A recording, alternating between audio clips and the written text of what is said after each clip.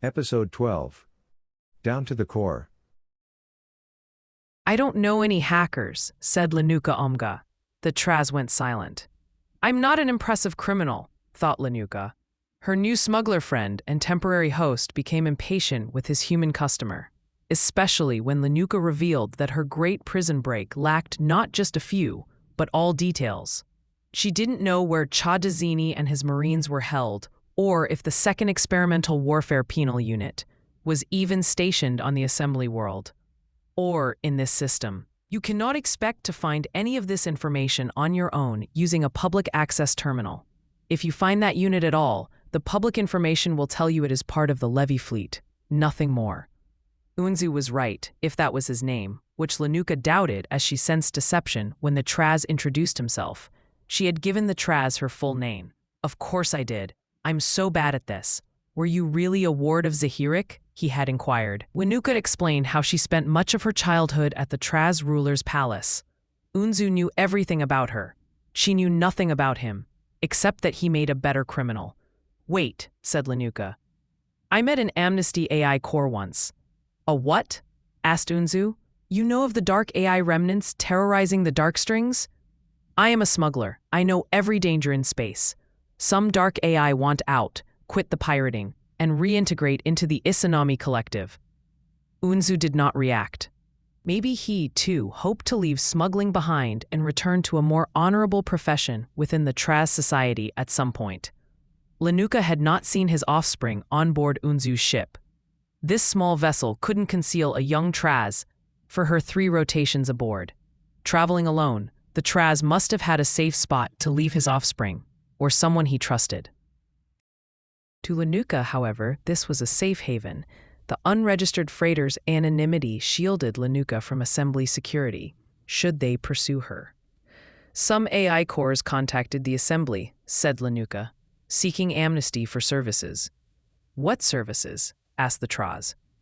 The illegal kind. Linuka knew the human faction of the government tried to replicate multi-awareness, but decided keeping some secrets for herself. I see. But how does the Corps fit into this story? The Amnesty Corps I met was specialized in hacking, said Linuka. Acknowledgement radiated from the Traz, just like when Unzu realized Linuka had actually met the Traz ruler. A multi-aware quantum computer, that's who you need. I don't know what happened to it, said Linuka. The Traz remained silent. Lofty goals, no details. That was how he perceived Linuka, no doubt. The Haku Corps. Out of all people, Assembly Member Linuka Rrupteemaa had brought it along on their adventure, ending up with the takeover of the battlecruiser, a very event Chazini and his team faced punishment for. The Corps possessed vital information, but had to be bribed to reveal it to the group. What happened to it after? Everyone got arrested on the battlecruiser, but who took the Corps? Linuka Rrupteemaa? Said Linuka. Who? Asked Unzu. An old puyo of an assembly member. He must have kept the Corps. It was just a small compute unit, not a full Isanami core. Small enough to hide it in his robes. I bet no one searched him. I do not understand what this means, except that you have no access to this hacker core. Unzu had no confidence in anything Linuka was saying. A partial prepayment for the smuggler's services had been the only effective appeasement. When thousands of untraceable Assembly Zumu transferred from Linuka's transit node to his, the smuggler got reminded what this arrangement was about.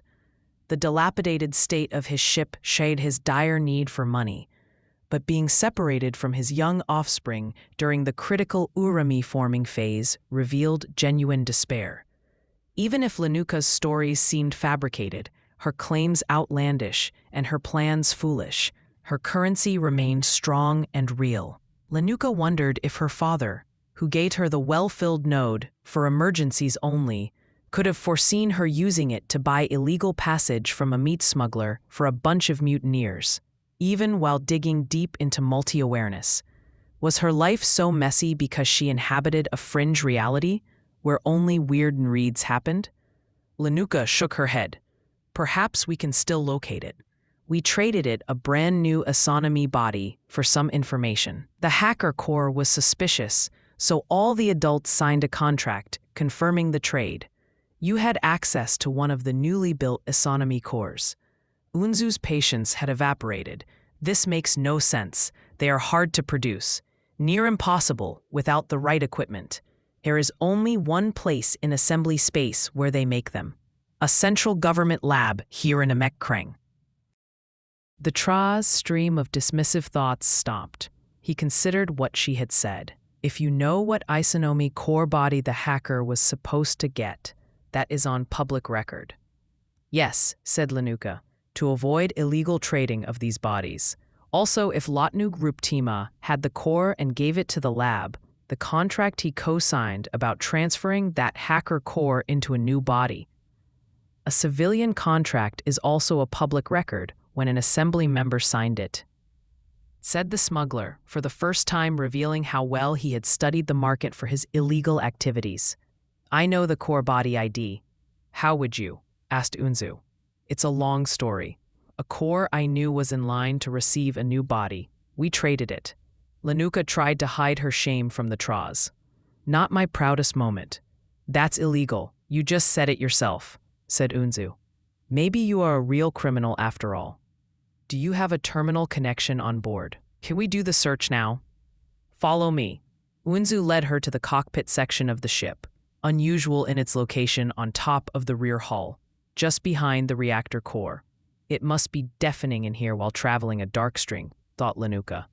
She passed by here a few times when navigating the vessel en route to her small and not very private alcove, but the Traz never invited her inside. When the door slid shut, the animal stench which permeated all other parts of the ship became mercifully unnoticeable.